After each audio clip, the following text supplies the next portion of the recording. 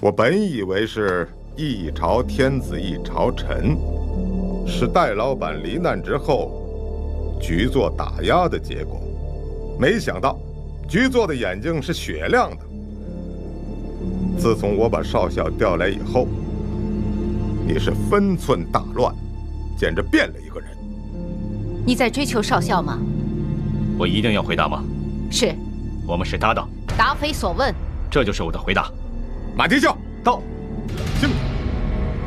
你还没有意识到问题的严重性，你也是嫌疑人之一。好啊，那就把我抓起来吧。你以为我不敢吗？马天笑，我希望你能认真地回答下一个问题：谁开的第一枪？打死你！打死你！打死你！别打我！别打我！别打！打死你！打死你！马大哥，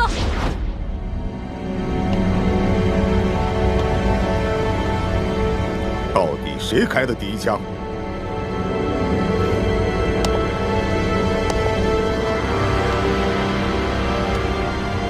你是一名职业军人，你完全能够分辨出枪响的位置。不错，就在我的左后方。三轮车？不是。睁开眼睛。你说你听到枪声，掏出枪来，发现3个人向你奔来，一边跑一边向你开枪，是吗？是的。枪是从3轮车上打出来的吗？不是，是3个人中1个人打的。撒谎！我是听到枪声、循声才发现那3个人的。你没有认真回答我刚才的问题。你在追求少校？你为情所惑。我说的是实话。你在为少校做掩饰。如果为他做掩饰的话，那也是因为我的愤怒，是我把他牵进了陷阱。你确定少校没有问题？如果他有问题的话，那个人就不会落网。他有的是时间通知地下党。戴小姐，你难道不清楚吗？报告，进来。站长，少校已经带到你的办公室。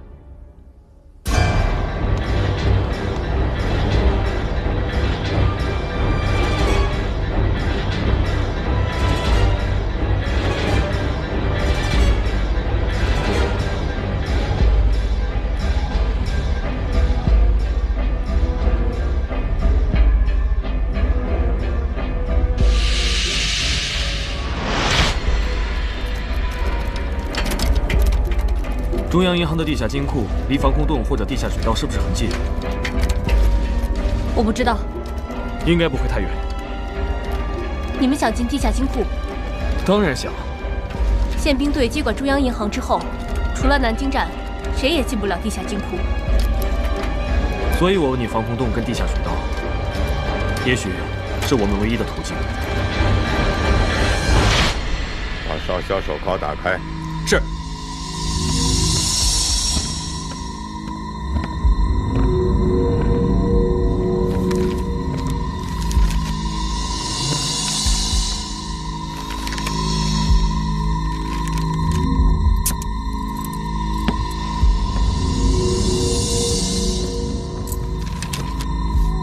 你们先出去。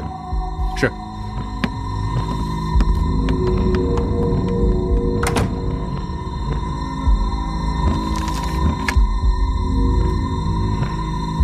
少校，你是个聪明人，不是一般的聪明。你帮我分析一下，那天天都饭店外边跳车的、扔烟花弹的那个人，后来染房行动抓到的人，又是这个人。一次叫偶然，2次吗？巧合？那我告诉你，中统现在正在调查你那天乘坐的黄包车的车夫。那个车夫如果又是那个人，那就是第3次了。我做站长的应该怎么做呢？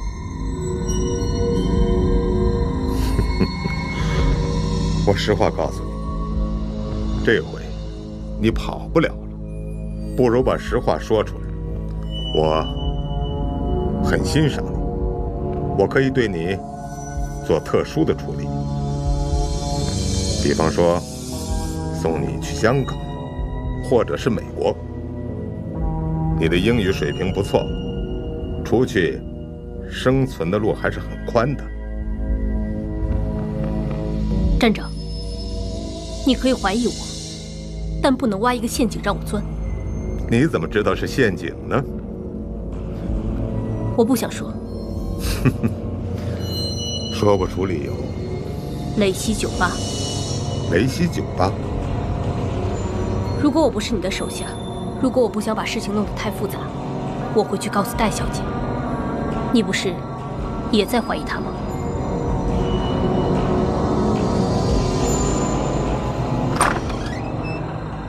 怀疑我什么？戴小姐。少校，能告诉我吗？戴小姐。杜站长，我现在问的是少校。当着站长的面，少校不敢回答我吗？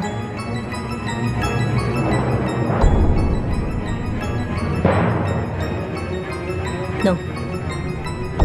中山1号是个烟幕。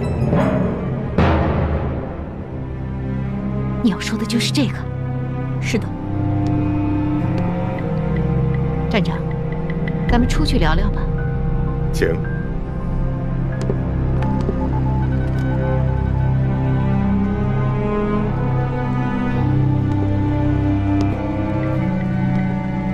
一个以秘密为本的机构没有了秘密，那意味着什么？瘫痪。戴小姐，您言过其实了。言过其实。事情只涉及到上校和少校之间。上校说的没错，他们是搭档。搭档？是揣摩上级意图的搭档。人嘛，思维如水，无孔不入。杜站长。戴小姐，干我们这一行的需要聪明人，而聪明人勤于思考，这也正是我们这一行的两难之处。戴老板曾经说过，我们的危险还是来自于内部，都是聪明人啊。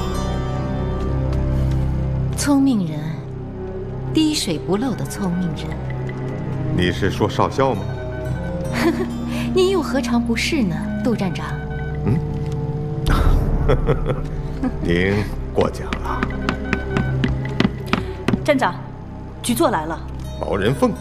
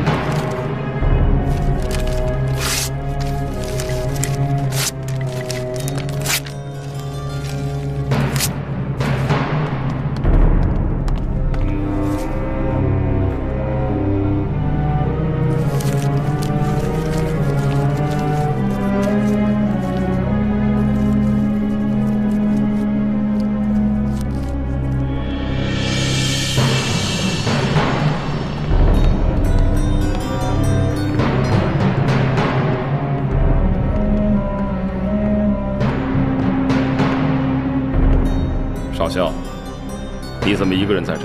你们杜站长呢？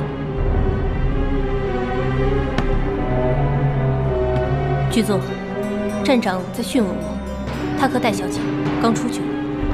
局座，局座，这是怎么回事？我正在询问少校一些事情。来人，把少校带下去。是。走吧，少校。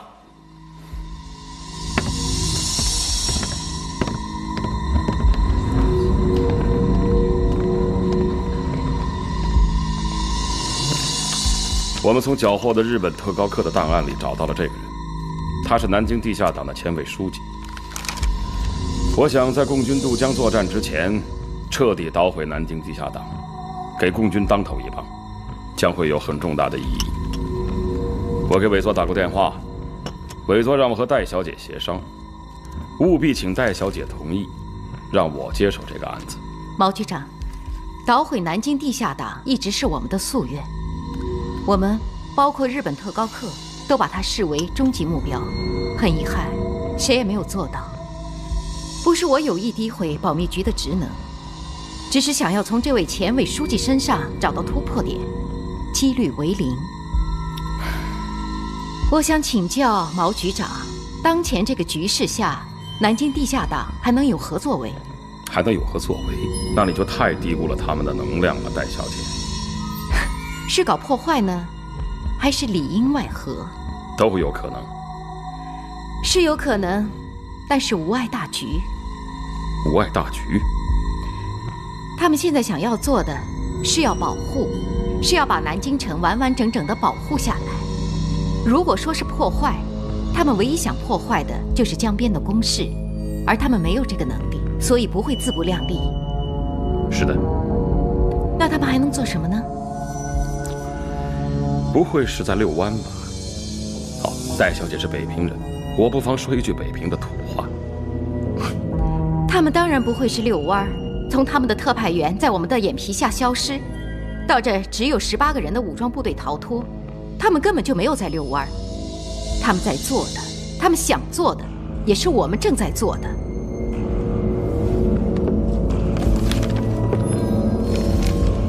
这是在染坊缴获的草图，上面有整个南京城的地下。而我呢，是中山1号行动的负责人，我被授予特权，处理所有和国宝文物相关的事。所以，我认为目前这个情况，应该由我全权处理这个案子。委座之令，毛某是恪守不渝。我给委座打电话，纯是为国家利益。我深信不疑，我会让杜将军随时向您报告整个案件的审讯情况。他身负重任，当然需要局长您的大力支持。我会尽快将沙向东移交给您的。好。感谢毛局长亲自把档案送过来。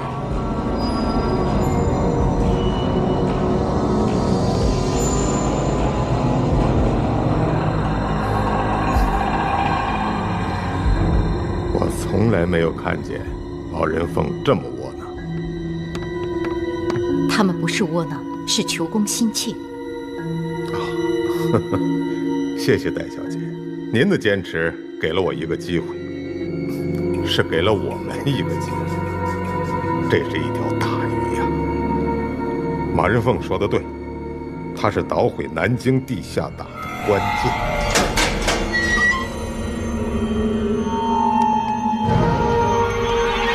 等等，我要单独见他。那当然。不许监听。当然，请。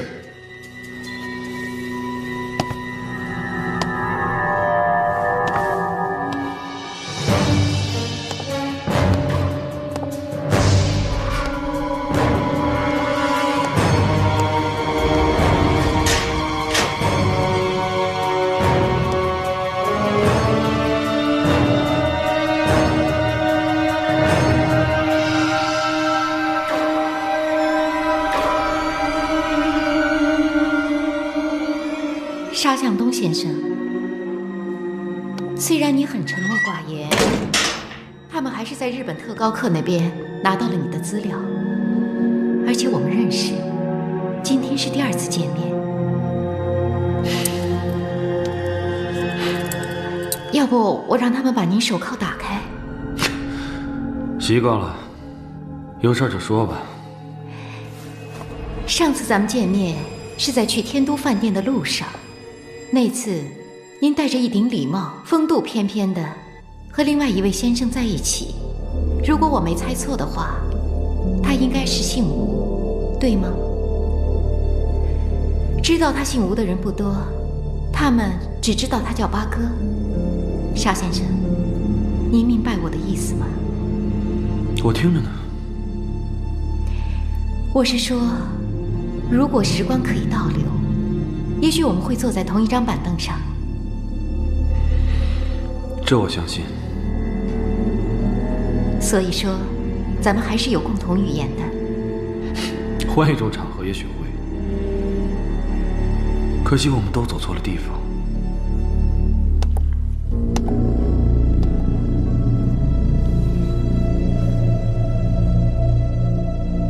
他现在好吗？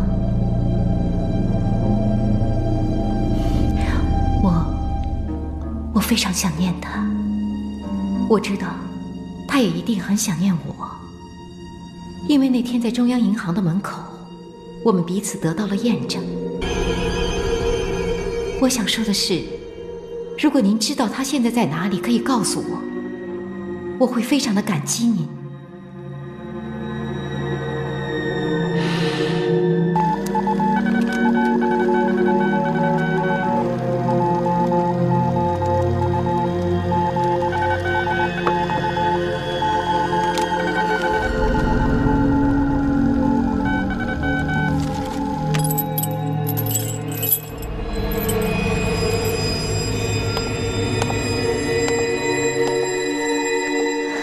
放心，沙先生，没有人敢偷听我们的说话。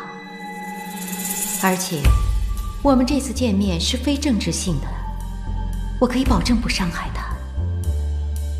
我甚至可以保证不破坏你们的组织。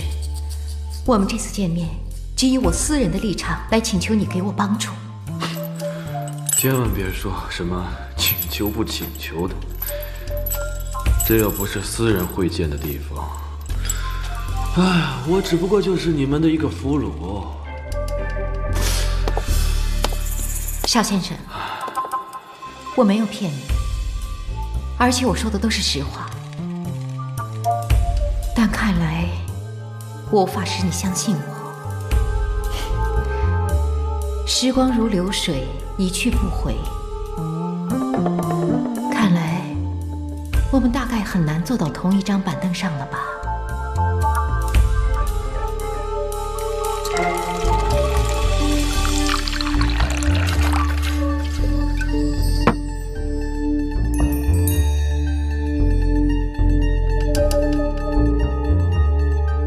谢谢。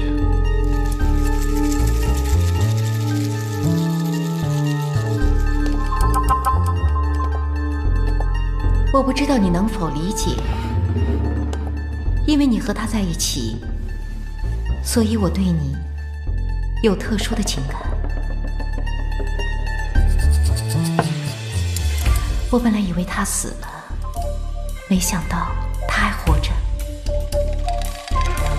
但是，我们现在要接受的是命运。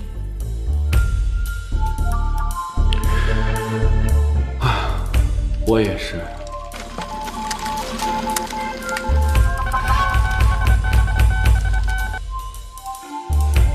如果你告诉我，我可以特赦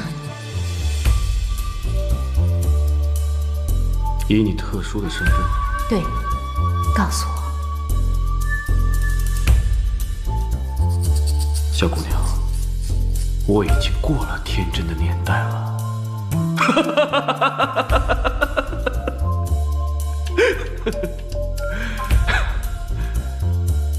不过你们可能会有机会的。是吗？你们会见面的。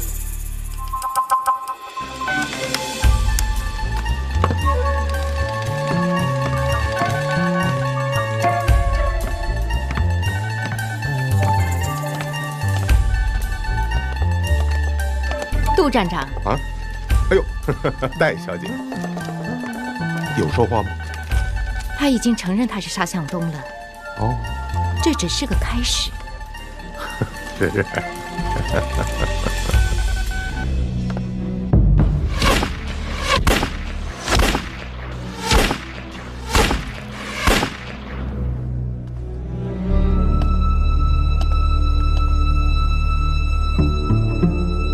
发现呢？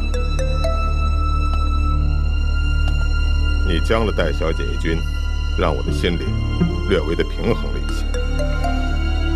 一你之间，戴小姐把染房的事告诉了少校，又谎称自己的车被总统府开走了，是为了什么呢？说了又有什么用？现在分析对少校非常有用。且不谈你们俩之间的事，他没有把雷西酒吧的事告诉戴小姐，表现了他的素质，也体现了我们的一体精神。那又怎么样？站长，您现在对戴小姐不也是言听计从吗？我那是无奈之举，除非能够证明戴小姐走的不是正路。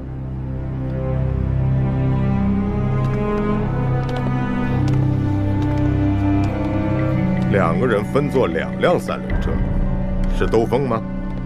少校本来是要回公寓的，后来想想不妥，打电话回总统府，问了一下宴会是在天都饭店，于是叫了辆3轮车，直接去了天都饭店。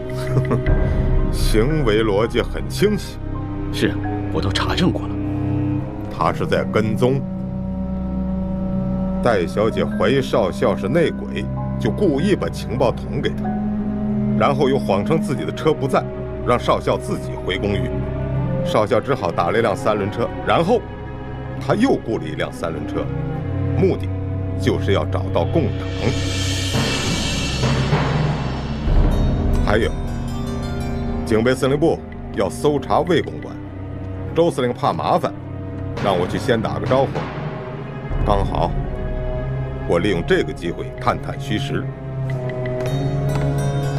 我跟您去吗？不，戴小姐要去。您的意思是？你刚好利用这个机会找少校谈一下。戴小姐一定跟少校说过一些话。要笔录吗？一点痕迹都不能留。你知道，毛人凤现在是虎视眈眈，所以我们只能抱戴小姐的大腿，否则我们就没有生存的余地。毛人凤曾经说过，抱女人的大腿是危险的，所以我们既要抱，又要防。最好在关键的时候，我们能够排除一切障碍，寻找直通伪作之路。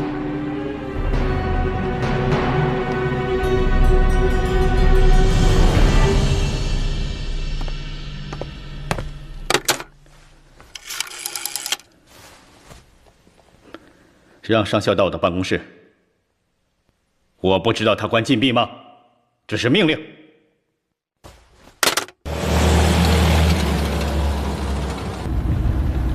以小姐之见，如何才能叫姓沙的开口呢？我又不懂审讯。太谦虚了。我看过档案，日本特高课所有的刑罚都在他身上使用，可他除了嚎叫，没说一句话。一个非常坚强的人。是顽固吧？你应该学会尊重，哪怕面对的是你的敌人。我看出来了，小姐一直怀疑少校，可对少校却亲如姐妹。我看过魏振海的档案，从民国40年到53年，他说他在澳门，可为什么没有一点记录？有记录，他在澳门开赌场。那就更应该有澳门警方的记录。这个人怎么好像突然从哪儿蹦出来，就做了魏家的掌门人？啊，那是因为魏丁邦猝死。魏丁邦有4个儿子，老大早年死在斧头帮的手里，老二在青年军当师长，老三因为毒品交易关在老虎桥监狱，他是记招回来的。看来您的确和他有些交情啊。我刚才说过了，你境遇优越，没有在恶劣的环境里受过煎熬。我要想在南京站住脚，光靠军衔是不行的。进来。哎，那初坐，我先走了。啊，李红，坐。我给你沏茶。还是毛老板送的大红袍，这可是武夷山上的三株四怂啊！我现在可是嫌疑犯了，配不上喝毛老板送你的庆功茶。你说对了一半。今天喝大红袍啊，哎，还真是为了庆功。那我们抓到的那个男人是条大鱼，他叫沙向东，是中共的前委书记。别我们的，跟我也没什么关系。你又说对了一半，还真和你有关系。什么关系？如果你是中共的卧底，你又有时间通知中共地下党，我们就抓不到这条大鱼了。站长为什么要给我们设局？为什么？后来我发现，设局的人根本不是站长，是姓戴的那个女人。站长只不过是听命于他。戴小姐为什么要给你设局呢？你不是说过这是女人间的游戏吗？那是站长这么说，开始我相信，但是现在我觉得没那么简单。姓戴的这个女人城府太深了，她一定是藏着掖着什么。所以，站长让你来问我，他都跟我说了些什么？是的，我是奉了站长之命，了解姓戴的给你情报以后的过程。有一点是肯定的，他跟踪你。是吗？是的。这里有2份笔录，把这2份笔录放在一块儿，漏洞就出来了。第一份笔录说，你到邮电局打电话问国防部酒会的地点，而第2份笔录又说，你和戴小姐坐3轮车兜风。那你们俩是在哪里碰面的？邮电局之后。他怎么知道你在邮电局的？你不是已经有答案了吗？他跟踪你。对。你不吃惊吗？有什么好吃惊的？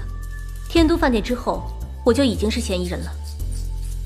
他告诉你情报时，没说什么吗？没说什么。李红，我真的是想帮你，你得跟我说实话。我知道，不过他真的没说什么。不要相信任何人的话，只靠自己的眼睛。李红，站长也是想帮你，我听得出来，他还是很欣赏你的。他是想帮他自己吧？天小哥，你应该动动脑筋。李红，我是真的很担心你。谢谢你，天小哥。那现在我还能帮你做点什么？其实你帮我做的已经很多了，我心里很明白。你放心吧，我挺得过去。你真的相信姓戴的？每个人都有他的目的，之所以这样做那样做，都是有原因的。你怎么看待姓戴的？他是一个有使命感的人。包括陷害你？那不是陷害，是试探。戴小姐真的没对你说过什么吗？她说过，我们是一对姐妹花。你现在还怀疑她就是螳螂吗？是又怎样，不是又怎样？对我来说，已经无关紧要。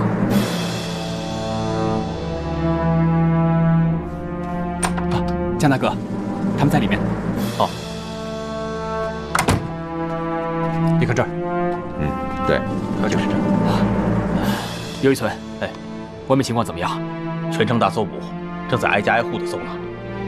也好，耽误他们休工时，对江北也是一种贡献。哎，有沙大哥的消息吗？哎，接着说。方教授，接着讲。好，这条防空洞跟地下水道是相通的，它离中央银行的地下金库也是最近的，大概就100米左右。方教授，我们修一条高1.5米、宽1米的隧道，大概需要多长时间？我不知道，哎，你们用什么设备啊？当然是人力。人力？对啊。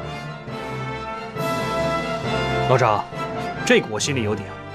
如果不是特殊图纸的话，我们18个人，每人轮班工作24个小时，每天挖进20米，是没问题的。你是说，只需要5天？对。不可能。为什么？现在白天有巡逻队，要避开巡逻队，怎么避啊？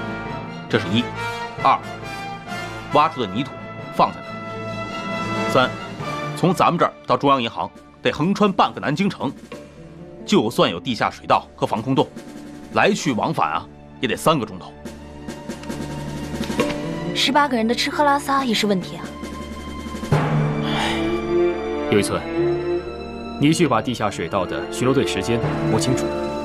好，方教授，你觉得我们有没有可能从地面潜入？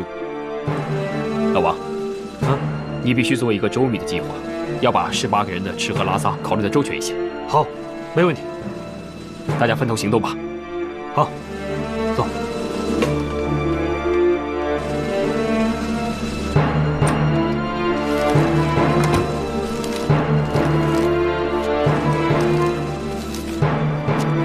方教授，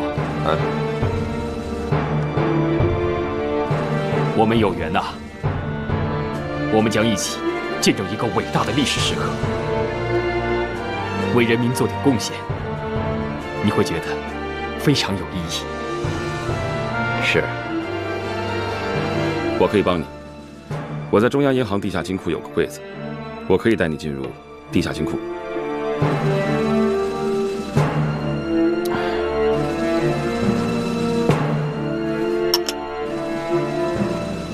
说实话，我是不赞成豪赌的。敌强我弱，巧取才是上策。挖隧道猛的一下，胆子是大了点。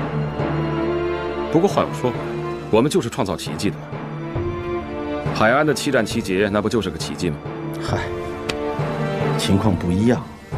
你想想，这难度有多大？要避开巡逻队，那么容易啊？放水啊！可以把地下水道截断。我听我父亲说过，南京被攻陷以后，有一支国军的军队想从长江突出重围，就是放了秦淮河的水，截断了水路，日本人过不来，他们覆水进入了长江。中央银行的位置正好是朝北面，这一招啊，我想能用得上。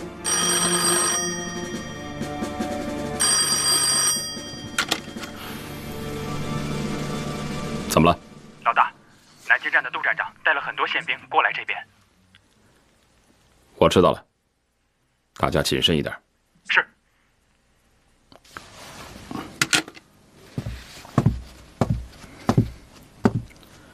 杜雷来了，还带了很多人，你先回避一下吧。好。哎，等等，到我的卧室躲一下吧。他们不敢搜我的主卧。魏老大，给你添麻烦了。去吧。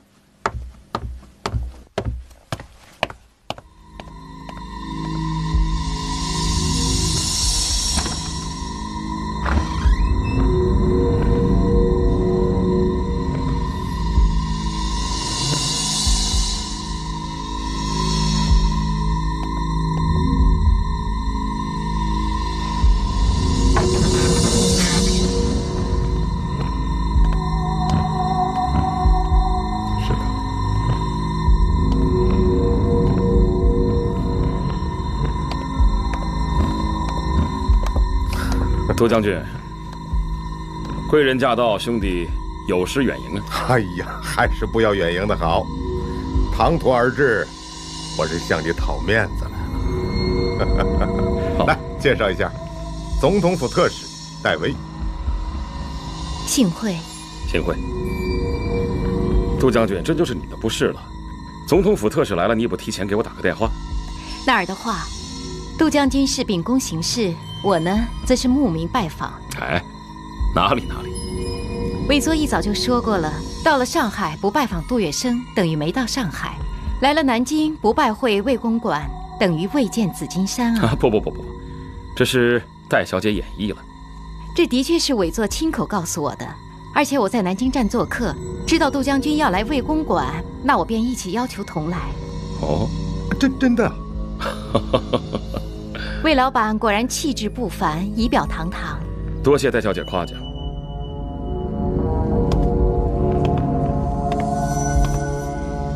杜将军，看来今天是秉公办事啊。是这样的，一小组共军武装潜入了南京，警备司令部命令全市搜查。怎么，周司令要搜查我魏公馆？他哪儿敢呢？这不，托我向你讨个面子，让他们执行公务，好向上面交代。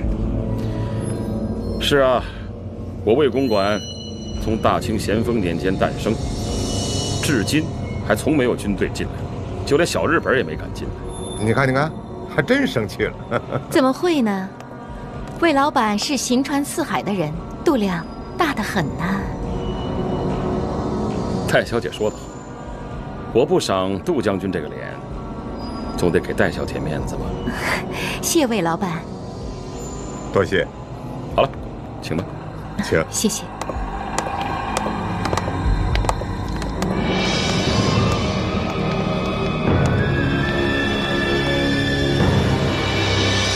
走。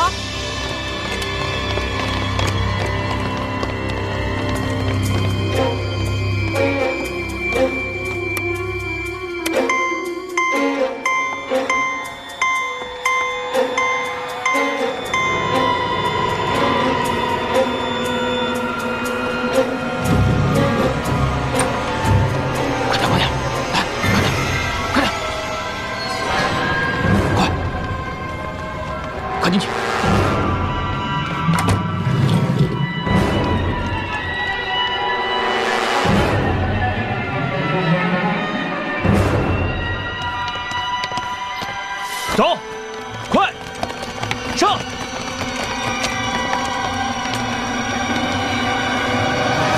上！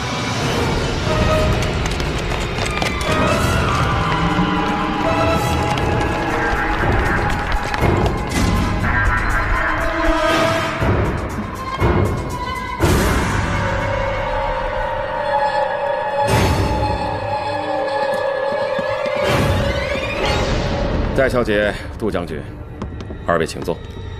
谢谢。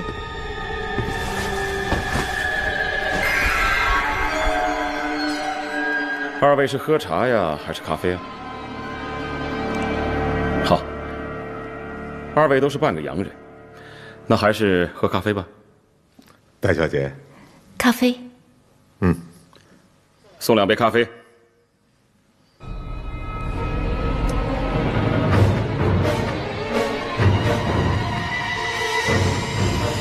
镇海兄，唐突而至，没影响您的应酬吧？哈，没有，那是我的内疚，正在和我谈迁厂的事儿，我也正在为此事而犯愁啊，杜将军。你愁什么呀？有钱有势的，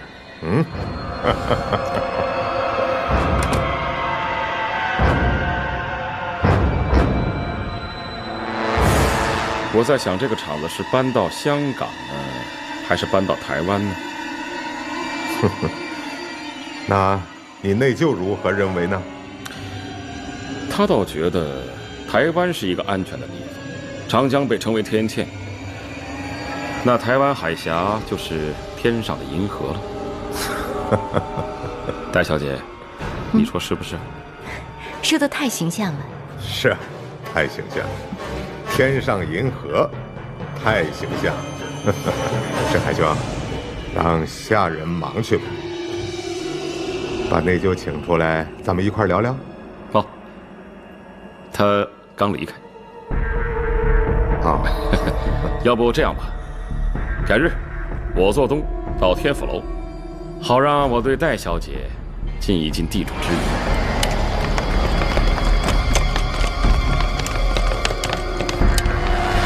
把门打开！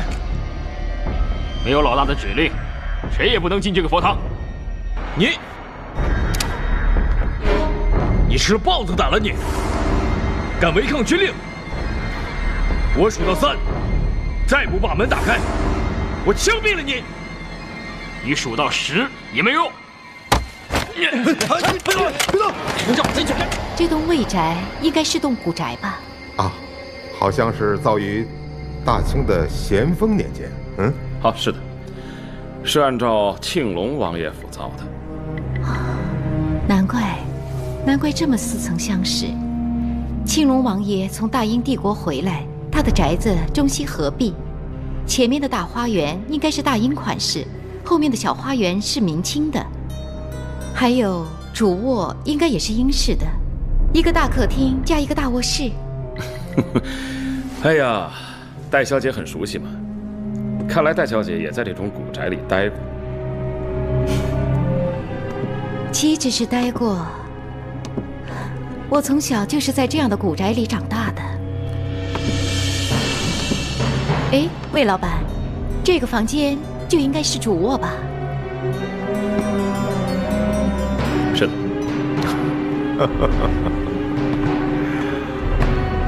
戴小姐是要参观镇海兄的卧室？这前面的大花园应该是大英款式，后面的小花园是明清的，还有主卧应该也是英式的，一个大客厅加一个大卧室。哎呀，戴小姐很熟悉嘛，看来戴小姐也在这种古宅里待过。岂止是待过，我从小就是在这样的古宅里长大的。哎，魏老板，那个房间就应该是主卧吧？是的。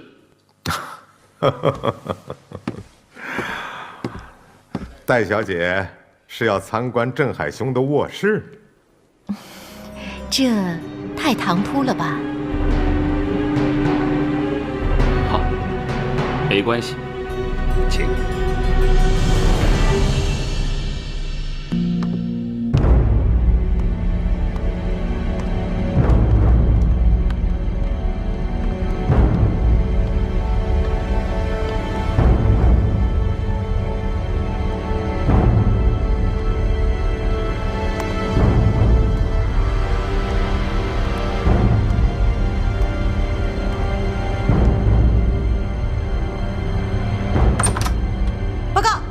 进来。站长，我们要搜佛堂，魏老大的人不让我们搜，枪都拿出来了。怎么会这样？魏老大，我们去佛堂看看。杜将军，那是我祖上陈列文物的地方，一般人是不能进去的。不过，我听说戴小姐鉴赏文物可是专家级的呀。哪里？只不过我祖上是管理文物的。太好了，我正想请个专家帮我鉴定一下哪些东西应该带走呢。我可称不上是什么专家。那这样吧，请戴小姐和杜将军帮我查一查。严重了，镇海兄怎么能说查呢？应该说是开开眼啊！对，我们就是鉴赏鉴赏。好，请，请。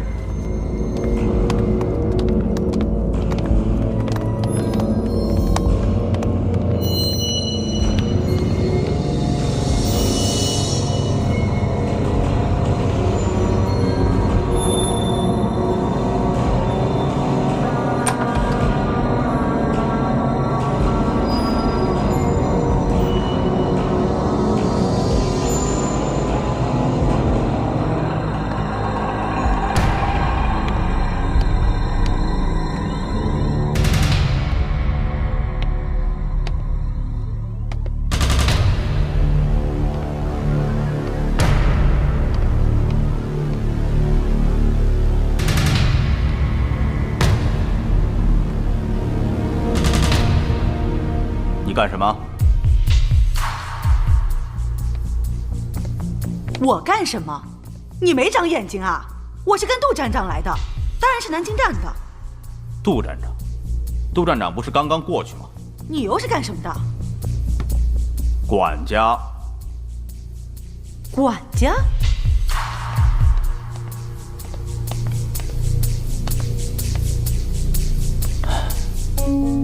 在魏公馆，随便开门是要受家法惩治的，轻者剁手，重者3刀6剁。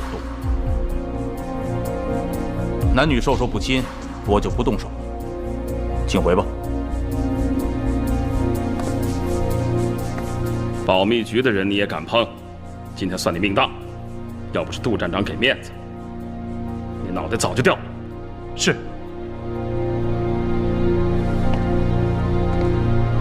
杜站长，我手下的人都是些粗人，没有见过官场的事，不知深浅。如有冒犯的地方，请您多多包涵。哪里哪里，我今天是向你讨面子来的。魏老板都给了面子了，你们还不快退下去？是。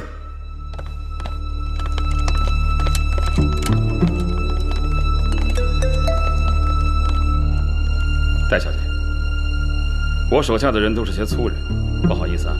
没关系。请。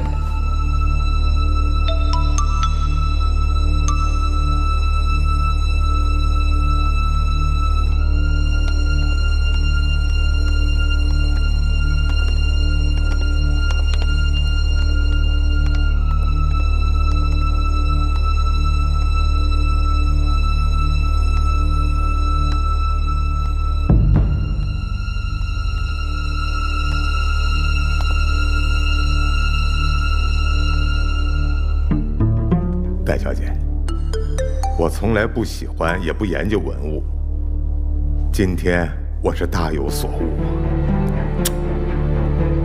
都是假底儿啊！怎么了？他是谁？魏公馆的管家。管家？管家怎么了？不让我搜。魏公馆的人都很牛啊！干什么？去你的！是你主动开门，还是我自己来？这是我们老大的卧室，非请勿入。你，对不起了，让开！起开！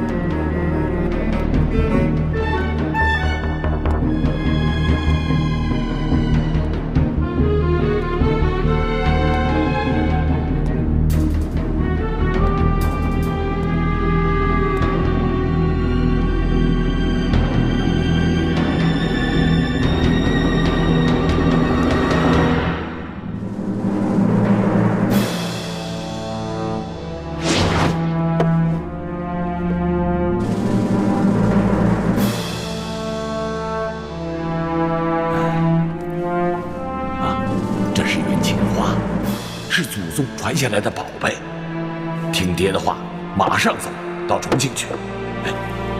把这个带着。闪开！给我！给我！还给我！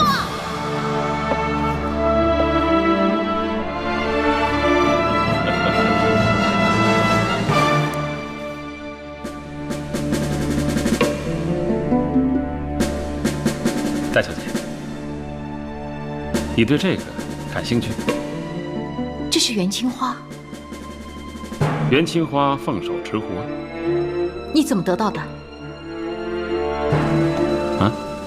怎么回事啊？告诉我，你到底怎么得到它的？这个，我得去问问我手下的人。不过我知道，它是个赝品。赝品？嗯。所以啊，不像杜将军所说的什么家底儿，我这里有好多东西都是假的。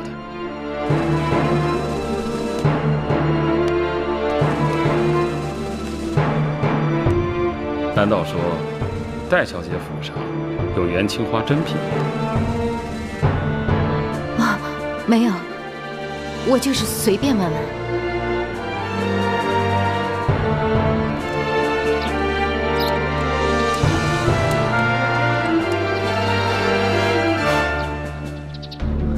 你好，你在这等我，我去拿黄包车。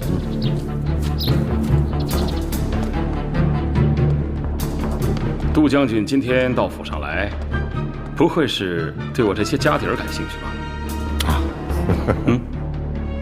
魏兄真是胸怀坦荡啊！啊，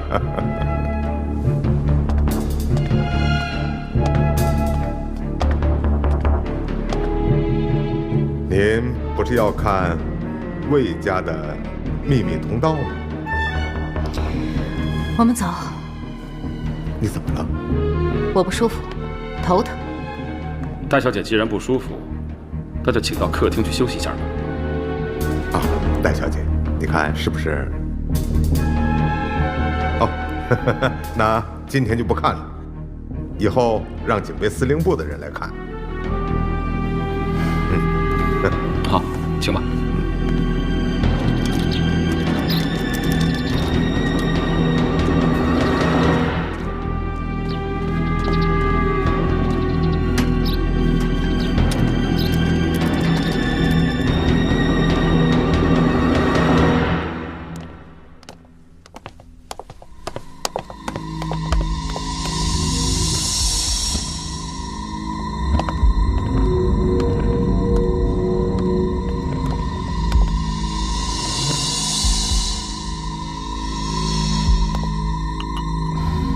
魏老板，那我今天就先告辞了。好，我因为真的不太舒服，杜将军，我先回去了。哦，我和镇海兄多日未见，我们再聊一会儿。当然。那我派车送你吧。不用车了，我自己有。魏老板，我们后会有期。说好了，改日天府楼。一定。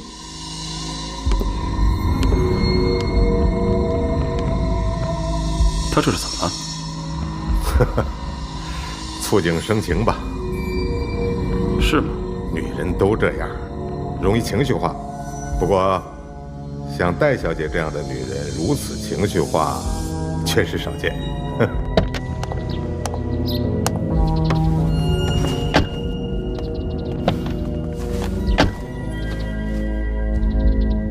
去南京站。是。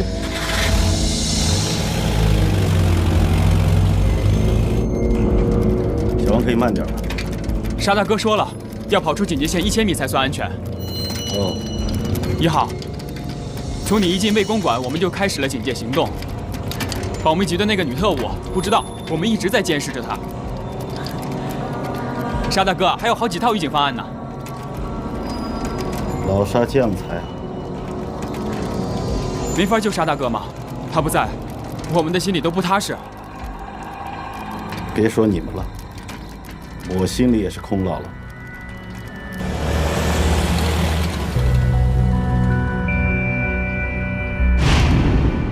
戴卫，你家的那个传家宝还在南京。你凭哪点确定？这是我们得到的日本在中国掠夺的国宝文物清单，里面没有。那是被私吞了吧？你可以看看这份情报。这是聚集在旧金山和准备前来的日本右翼分子的名单，里边有三浦佐哲。三浦佐哲是死刑犯，他们和我们的一些政客达成秘密协议。由于这些政客胁迫国民政府让步，赦免三浦佐哲，条件是让他来旧金山参加日本复兴会。袁清华就是在稻田庆一手里。这里证明他交给了三浦佐哲，三浦佐哲是他的上司，他不得不效仿。他要的不是经济利益，他要的是政治目标。那为什么三浦佐哲被捕的时候，军统局没有在他家里发现任何文物古董呢？我看他是来不及送到日本，或者是转移到其他别的地方。他是到上海探路时被抓的。听起来是像那么回事儿。我们负责把三浦佐哲救出来，日本右翼分子把元青花假卖真送给皮卡王，皮卡王再假献真卖给我们的博物馆。真复杂。所以你还有机会。你是说我还能夺回我们家的传家宝物？对。太好了，这就是我的夙愿。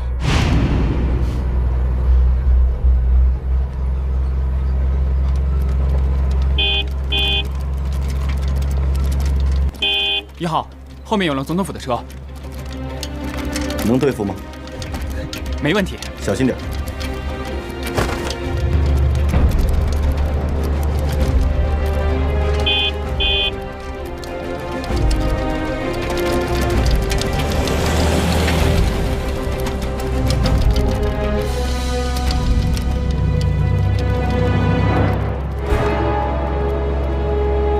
停车。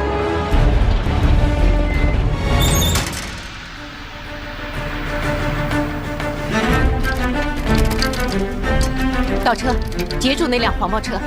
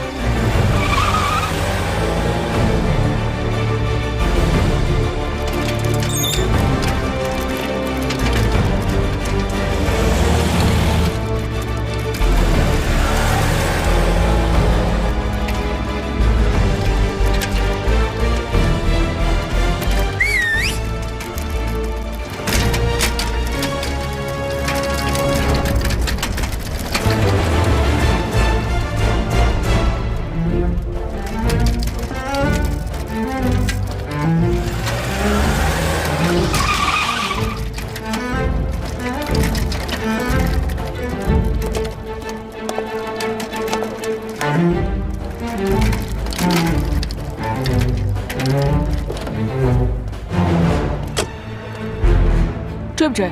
不用了。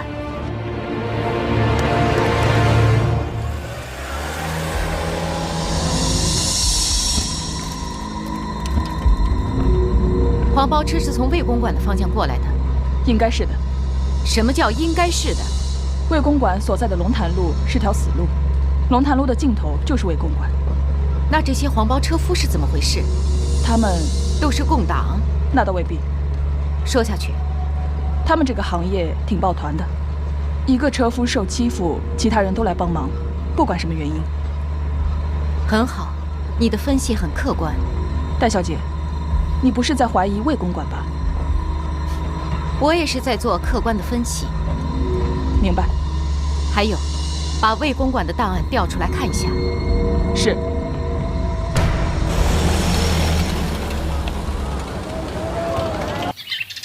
杜将军，百忙之中把冗光临，除了讨个面子，应该还有其他的事情吩咐吧？听说令尊的风度让委座钦佩，相比之下，镇海兄就略显个性了。不过也未尝不是优点，我们可以直来直去。对。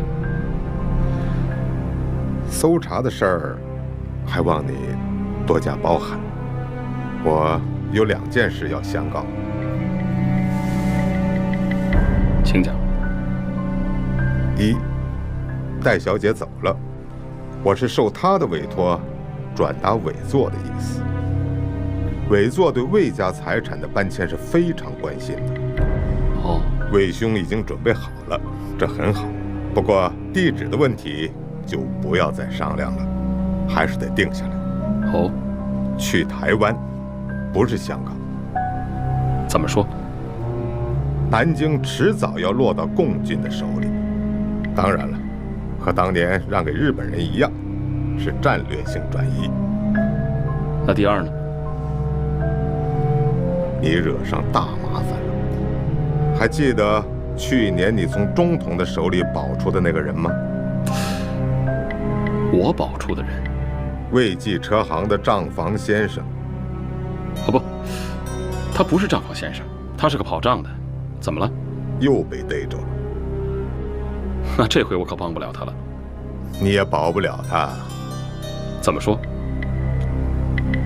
他不是给你跑账的，他叫沙向东，是中共地下党的前委书记。这不可能啊！你认识他吗？啊，我不认识。我手下那么多人，我怎么可能都认识呢？你亲自出面保他，恐怕他就不是普通伙计了吧？我真不认识。是吗？这事儿还真不是我办的。可是我接到的是老兄您的电话。哦，这也有可能。我手下人那么一嚷嚷，我出于面子。哦，对了，杜将军，你说他是地下党的一个什么书记？前委书记。啊，对。那前委书记不是已经被你们给毙了吗？他是继任。哦，那这个案子谁管呢？我。这不就结了吗？还真结不了，弄不好是要人命的。杜兄啊，您可别吓唬我。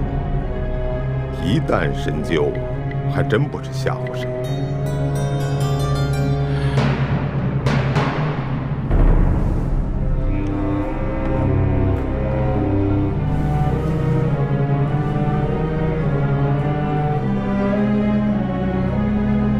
那就请杜将军给我指条道吧。镇海兄，我绝对信任是无辜的。你祖上欠中共的血债，你们魏家早已是中共铲除的对象。不过问题是明摆着放着的。我劝你破财免灾，既是对中统的一个交代，又是对抗击江北共军的一个贡献。钱我可以出，可是出了钱，我就不想再看到任何针对魏公馆的举措了。除非那个沙向东开血口喷你。这不可能。沙向东真的不会开口吗？不管他开口不开口，都喷不到我这儿。我问心无愧。好，这我就放心了。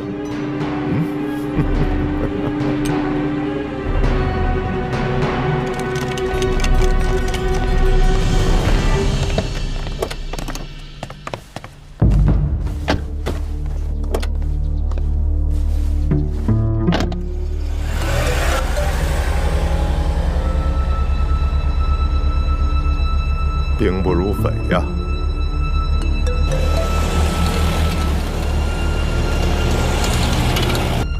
客厅怎么回事？怪事儿。怎么个怪法？站长示意说卧室里有人，我正要返回客厅，突然冒出一个管家。那个管家像是躲在什么地方监视我，他硬是把我堵在门外。我要不是个女的，他还非要把我拽到花园去，真是太嚣张了。是啊。我过去的时候，他正和那个管家在发生争执，所以我一发狠就踹开客厅的门。我直奔卧房，房间里没有人，有一扇窗是开着的。你是说卧房的人翻窗户逃跑了？不敢说。我在客厅的时候，卧房里应该有人。道理很简单，茶几上那杯茶还是热的，说明他逃跑没有多久。他为什么要躲着我们？真是那个人的小舅子吗？站长，中统一直在监控魏公馆。他们干他们的，我们也要设个点。不管魏公馆有没有问题，必须在我们的掌握之中。你们安排一下，就在附近找个点。是。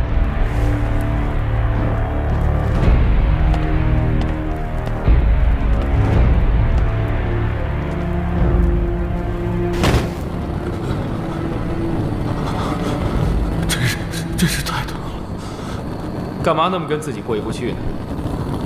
只要你老老实实的交代，就不用受那么多苦。说，那个女的到底是不是你们的卧底？小兔崽子！你说什么？小兔崽子！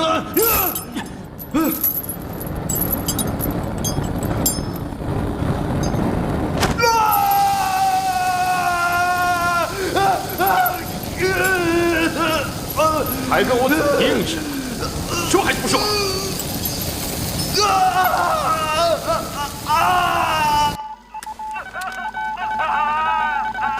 谁在审犯人？许万龙。是谁让他审的？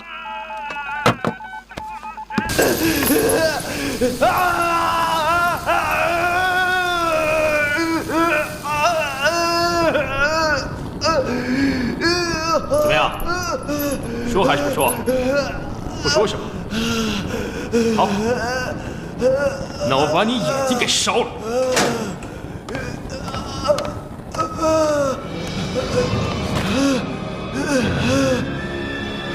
谁让你审犯人的？什么意思？我问你，谁让你审犯人的？这还用问吗？你可以问大家。你什么意思啊你？谁？是局座让我审的。局座？要不然我干嘛吃饱了撑的？你还打我？许万龙，我告诉你，你现在还在南京站，听到没有？许万龙，你听好了，这个地方听站长的，站长不再听我的。跟我来，站长要见你。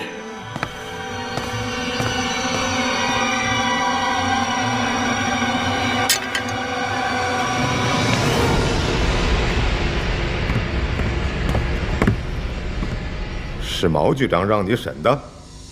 是的，站长。这里是保密局吗？这里是上海站吗？我知道你有出息，很快就升为上海站副站长了，不错呀。站长，你还知道叫我站长？这里是南京站，只要你在南京站一天，就必须服从你上司的命令。自己走到禁闭室去，没有我的命令，不准出来。是。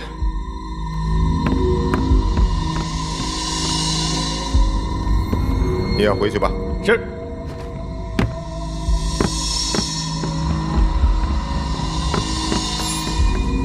你说毛人凤什么意思？一个保密局局长有权指令他的任何属下，不管是哪个站的。那还要我这个站长干什么呀？我是说，理论上毛人凤没有错。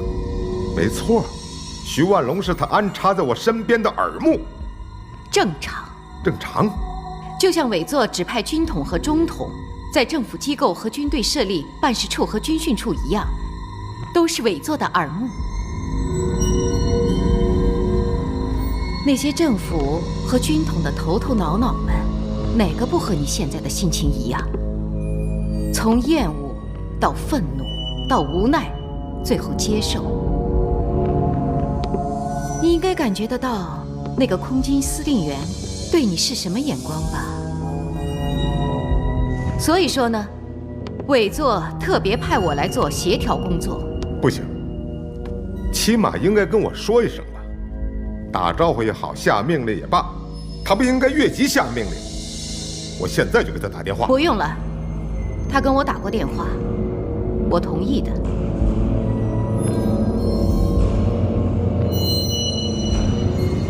你见过魏振海的那个内疚了？没有啊。那安道呢？当兵的进去查过了？魏振海那么说，你让我怎么办？再说了，那个暗道是公开的秘密。当年我们军统军南京站站长宁致远就是从那个暗道逃出南京城的。还有钱秉国。对，钱胜的哥哥。钱胜最近和魏振海来往得很频繁，他们在忙什么？大战在即，所有的人都在忙。钱胜可是我们这次陆路运输的关键人物。所以你说去魏公馆传达委座的命令，实际上是个借口。你吃惊吗？有点，或者说吃惊不浅。我原以为我们是完全一致的，看起来我们是在一条船上，实际上并非如此。我不明白你的真正意图。我从一开始就说过，你上船必须服从于我，其次是尽力执行中山1号。我不尽力吗？你尽力于你的职业游戏。怎么讲？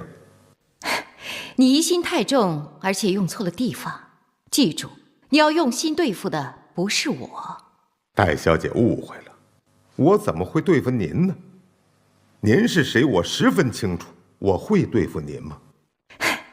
当然，我相信你不是刻意的，但人的很多行为是由潜意识操控的。你在你的潜意识里纵容了你的下属。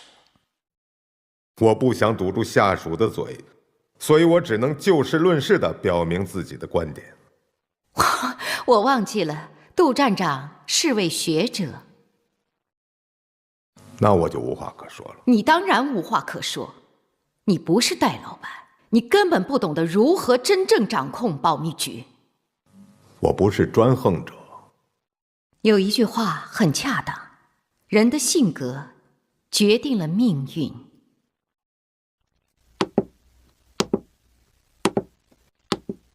对了，杜站长，劳烦您请人把染房抄来的那些东西搬到作战室去，还有，请医生给犯人疗伤。是。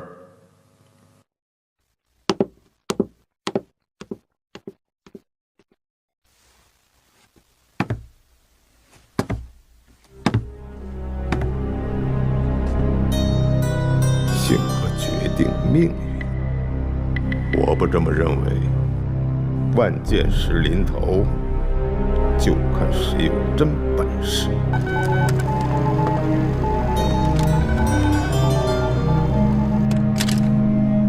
Hello? Yes. 什么时候？下午5点。秦淮河4巷桥。OK。15万美金现钞。OK。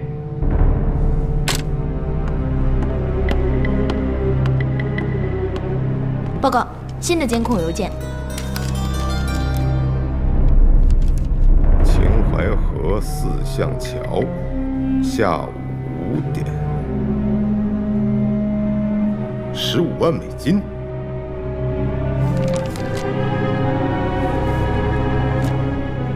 我们要给他们15万美金，15万美金。我希望这是一次正常的交易。OK， 我们给他们钱，他们给我们古董。当然了，一手交钱，一手交货。但是我警告你，第一，他们是日本人，日本的前军人。第二，他们手里有大量中国的古董，这正是你们老板需要的。明白。他们是稻田青衣的人吗？是不是稻田青衣的人跟你没有关系，你只要照做就可以了。OK， 我希望一切是顺利的，会非常顺利的。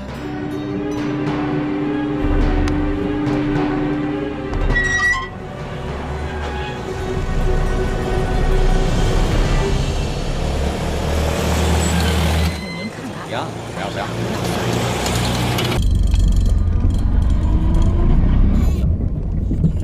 秦淮河东有33栋，西有18栋。33栋不可走人，而18栋可以行船。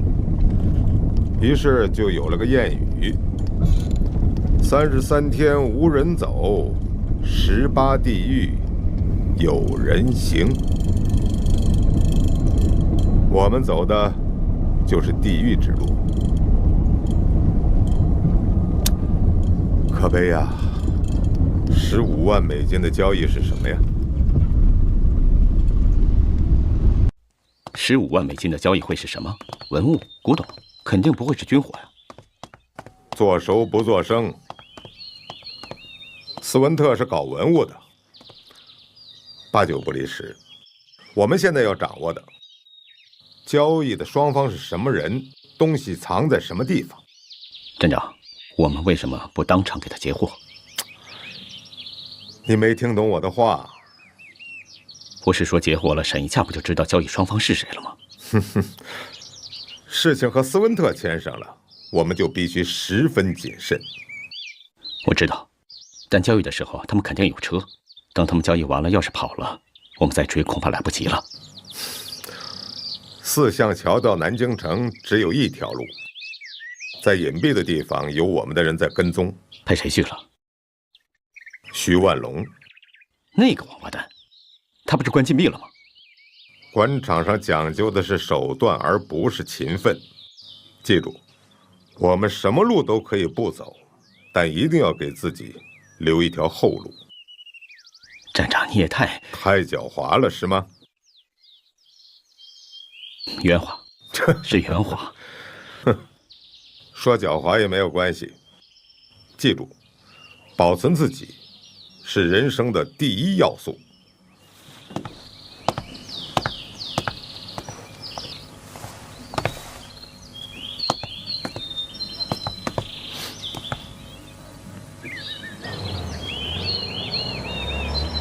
镇长，他们来了。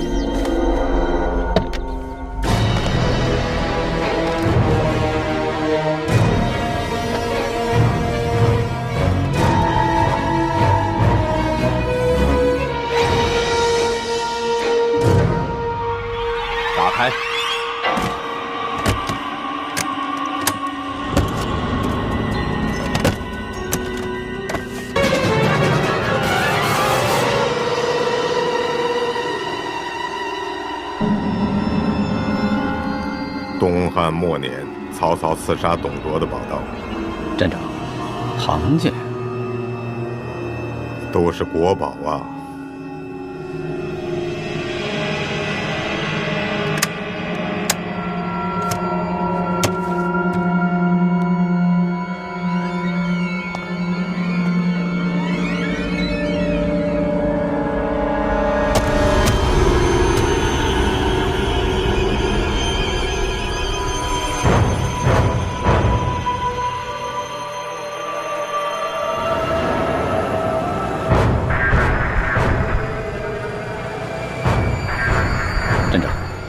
有情况，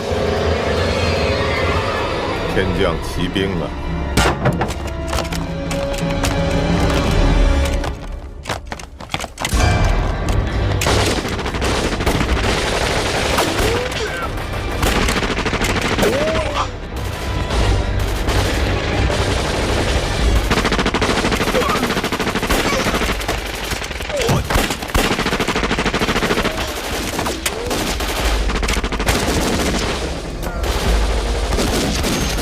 注意，又来了一辆车。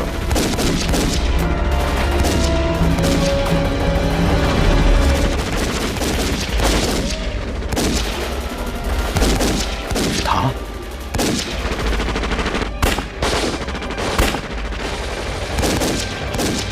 我就猜出来跟他有关系。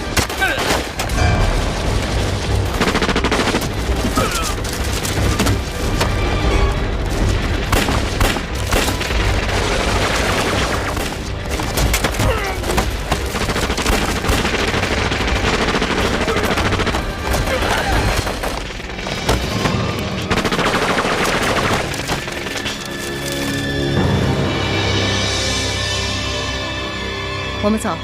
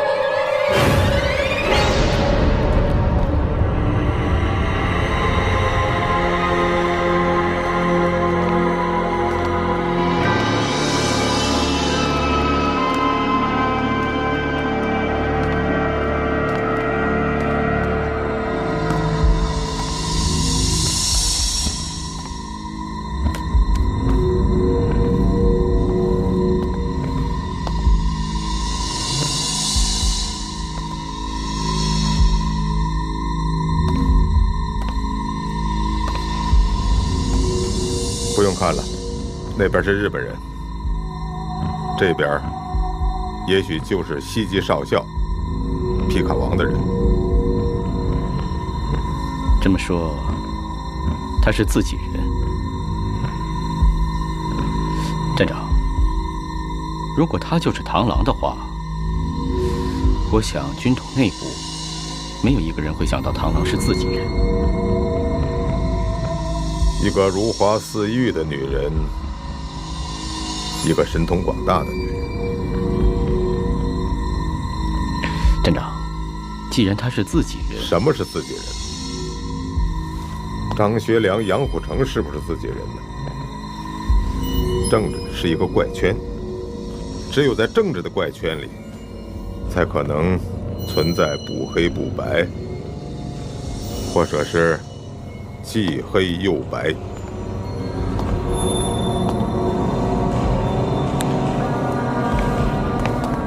中山1号执行人，